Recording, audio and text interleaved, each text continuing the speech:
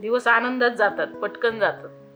एखादी कला असली आपल्याकडं त्याच्यात वेळ पटकन निघून जातो.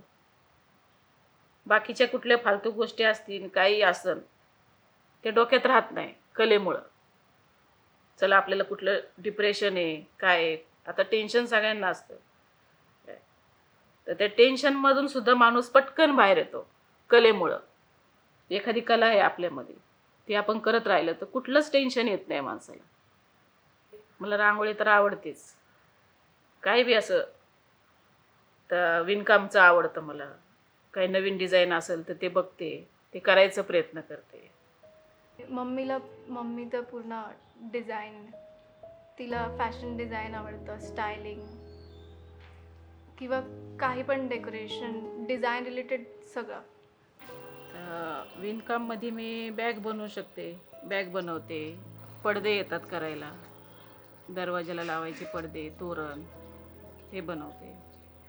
तर ब्रेसलेट येतं बनवायला, कानातले बघितले 2-3 प्रकारचे, ते येतात करायला. अजून बरंच काही शिकायची इच्छा आहे. तिचं हातचं बनवलेलं मला नॉनव्हेज जास्त आवडतं. कारण ती स्वतः व्हेजिटेरियन आहे, पण नॉनव्हेज एकदम उत्कृष्ट चवीचं बनवते.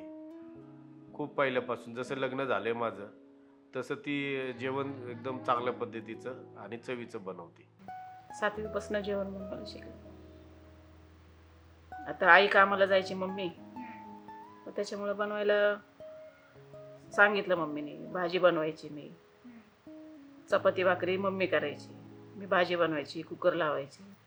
ते 4 माणसं असो किंवा 50 माणसं असो, ते करता आलं पाहिजे. 4 माणसांचं बी जमलं पाहिजे. अचानक आली 50 माणसं, काय करायचं? ते न घाबरता ते आलं पाहिजे करायला. लग्नाच्या आधीची मेमरी म्हणजे आपल्या मैत्रिणींसंग गप्पा मारणं, खेळणं, फिरायला जाणं. हेच. लग्नानंतर सगळ्यात पहिली मुलगी झाली, ती सगळ्यात आनंदाची गोष्ट माझ्यासाठी. लहानपणीचं स्वप्न माझं कथ्थक शिकायचं होतं, डान्स करायचा होता मला. मला बिलकुल माहिती नव्हतं की मम्मीला सुद्धा कथ्थक करायची आवड होती, पण तिला करता नाही आलं, म्हणजे तिला शिकता नाही आलं पहिले. आणि I am surprise that she wants to learn it now also. जे मला करायला भेटलं नाही ते माझी मुलगी करते, कथ्थक शिकली. ते माझं स्वप्न तिने पूर्ण केलं. मी कथ्थक करायला सुरुवात केली ज्यावेळेस मी 7 वर्षांची होते, आणि तिथून पुढे मी 7 वर्ष कथ्थक शिकले, आणि मग मी माझा डान्स फॉर्म चेंज केला. रांगोळी शिकायची खूप इच्छा होती, पण ते जमलं नाही शिकायला. कारण जरा थोडंसं अंतर लांब होतं आणि घरात कोण नसल्यामुळं जायला म्हणजे भेटलं नाही जाण्यासाठी. मग असं एक मैत्रीण जात होती क्लासला, मग ती कशी काढती ते बघितलं मी, आणि मग ते प्रयत्न केला घरी. तसं मग रांगोळी शिकले. ती आवड निर्माण झाली रांगोळी काढायची. चाळ होती 2-3 अशी लाईनची. आता मी एकटी अशी रांगोळी काढली ना, सगळे बघायला यायचे की माझी रांगोळी कशी आहे. इतकं म्हणजे छान काढायला लागले न शिकता. मग सगळ्यांच्या दारामध्ये रांगोळी काढायची, सगळे बोलवायचे. दुपारी 2 वाजल्यापासून 6 वाजेपर्यंत सगळ्यांच्या दारात रांगोळी काढायची. तर मुलं मोठी झाल्याच्या नंतर थोडा वेळ जास्त मिळतो, बसून बसून काय करायचं. त्यावेळेस मग जरा कलेकडं वळाले थोडं. मग टाइम भेटल्याच्या नंतर.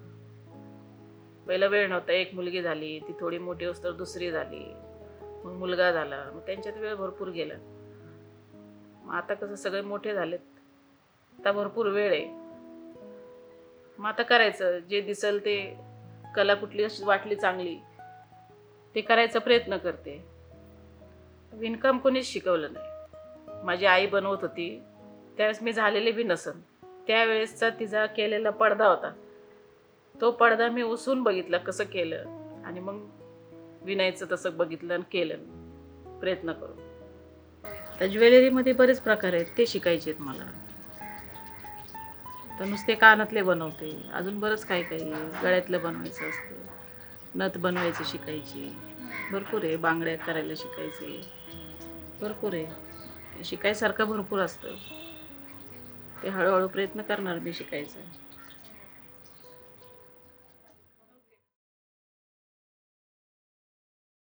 अडथळे सगळ्यांच्या आयुष्यात असतात. त्याला आपण समोर जात राहिलं तर ते आज बरोबर साईडला होत जातात अडथळे.